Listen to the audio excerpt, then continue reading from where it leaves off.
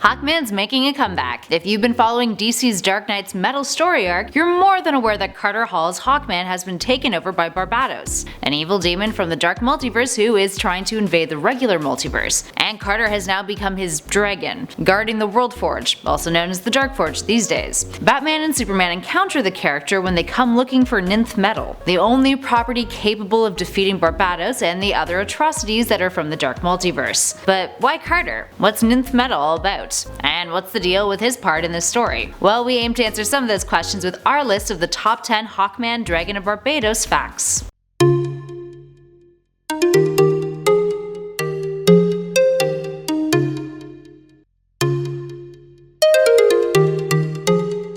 In at number 10, Keeper of the Dark Forge. Let's start off this list by outlining what exactly has been revealed so far. By Dark Knight's Metal 4, Batman and Superman have entered the Forge of Worlds, only to discover that there's a new dragon in Barbatos' place. For those of you not fully up to date, Barbatos was once the dragon in the World Forge, who would consume all of the unstable worlds created by the Forger. Yay, creation of the universe. But Barbatos rebelled, and became the demon he is today, killing the Forger in the process. Flash forward to the Dark Knight's Metal timeline, Barbatos has finally found a way to open a door to the multiverse, via Batman, and Carter Hall has now replaced him as the dragon, transformed into this disturbing dark version of himself. The Forge of Worlds has transformed too, with the Dark Multiverse now influencing it to craft up nightmares, like recreating Crime Alley right in front of Bruce Wayne. In at number 9, Origin. So why Carter Hall? Originally he was an ancient Egyptian prince named Khufu. He finds a Thangarian spaceship containing a substance named Nth Metal, that negated gravity, a substance that he then melted down into various remarkable objects, all of which give Khufu his powers, along with his consort and love, Shayara. But then a villainous priest by the name of Hathset betrays him and kills him and Shayara with a knife made of Nth Metal. Except, because of the proximity to the Nth Metal, Khufu's soul has been altered, and he and Shayara are fated to constantly reincarnate. Flash forward multiple reincarnations later to Carter Hall. He's brought back by Thangarians in order to fight off a villain named Aminar Sin, who intends on taking over the planet. They need a champion, and due to his unorthodox resurrection, he remembers all of his memories from past lives, as well as memories from Thanagar's original Hawkman, Katar Hall. So the character's connection to Nth Metal is kind of a big deal. And at number 8, tracking down Nth Metal. After the big reveal that Carter had become the new dragon of the World Forge, we were given a tie-in issue called Hawkman Found, which focuses on the story behind how Carter got consumed by Barbatos, and how Carter has been tracking down the origins of Nth Metal for years. Nth Metal has always been an odd, not really discussed property in the DC universe, for the most part directly tied into Carter's character, so the connections between his origin story and the property being used to take down one of the biggest threats of the DC universe is pretty revolutionary to some. In Hawkman Found, it's stated that Carter has been looking for answers about Nth Metal for years and years and years, keeping a journal of his journey. In at number 7, Martian Manhunter. Turns out Hawkman isn't the only person who's been hunting down answers about Nth Metal. Martian Manhunter, who appears in Dark Knight's Metal 5, manages to free both Mr. Terrific and Green Lantern on Thanagar Prime, and reveals that he's also been looking for answers behind the Nth Metal mystery. The reason why this is intriguing is because Martian Manhunter has been MIA since the beginning of DC Rebirth. In at number 6, Hathset. This isn't the first time Barbatos has tried to access the regular multiverse. He initially tried through Hawkman's nemesis, Hathset, the evil priest who murdered Hawkman initially. Hathset was Barbatos' first conduit, and through his body had been severely harmed by Hawkman's mace, which is made of Nth Metal. Hathset became his nemesis after Khufu found the Nth Metal and decided to use it for good, to usher in a new age of peace for Egypt. In at number 5, Jeff Lemire. Let's talk a little bit about the author behind Hawkman Found. While Scott Snyder and Greg Capullo are the driving force behind the Dark Knight's Metal arc, the tie-in issues have included some prominent newer talent, and by newer I mean like 10 years been dabbling with DC newer. This includes Jeff Lemire, a Canadian cartoonist who's known for his original graphic novels, which typically deal with rural Canadian life and the loss that comes with it. But he's no stranger to superheroes. He was behind the New 52's Animal Man, Green Arrow, and various Justice League arcs, as well as the New 52 Future's End. Plus he's also worked with Marvel a bunch, including writing for the Old Man Logan series in 2016. And at number 4, Silver Age. More of a Hawkman fact than one that ties into him being the Dragon of Barbatos, let's take a look into Hawkman's really weird turn during the Silver Age. So when the character first debuted, it was in Jay Garrick's Flash Comics, in issue number 1 in 1940. He was the secondary story to Jay's, and occasionally he'd headline the comic as well. His origins weren't overly different.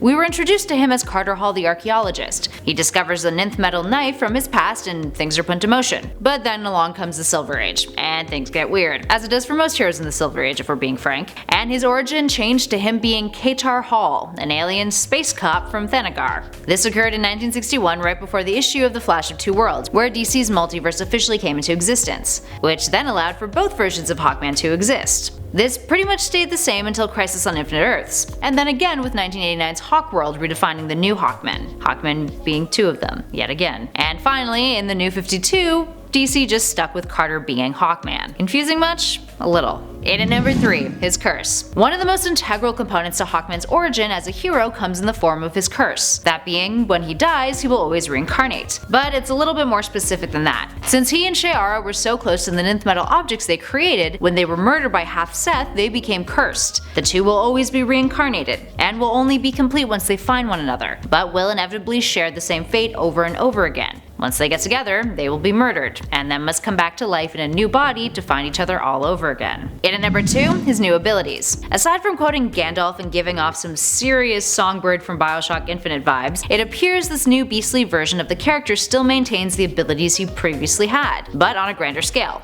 There's still not much that we know about the full extent of his new power, other than he's big, and his hammer swings are pretty deadly. That being said, it's safe to speculate that he would now have some of the abilities that Barbatos had while in his dragon form ages and ages ago. The character can likely manipulate darkness, consume worlds, alter reality within the Forge, and perhaps infect those nearby with the powers of the Dark Multiverse. And finally, in at number 1, Amnesia. During their confrontation, Batman tries to jog Carter's memory in an attempt to stop him from attacking both he and Superman. He doesn't seem to recall his past as Hawkman at all, to the point where Bruce even quotes a line that Carter had written in his journal. To retreat is to walk alone. To explore is to walk with generations, dead and alive, in an act of love. There's a brief moment though where Carter hesitates in his attacks on Bruce and Clark, hinting to readers that perhaps not all is lost for Hawkman after all. Alright, there we have it. There's still one issue left to the Dark Knight's Metal story arc, and with the Dark Multiverse now fully invading the regular multiverse, well, it's about to go down. What are all of your predictions for how the story will end? Do you think Carter will return to his former state? And on a different note, would you like us to do more videos on Hawkman in general? Let us know in the comments below.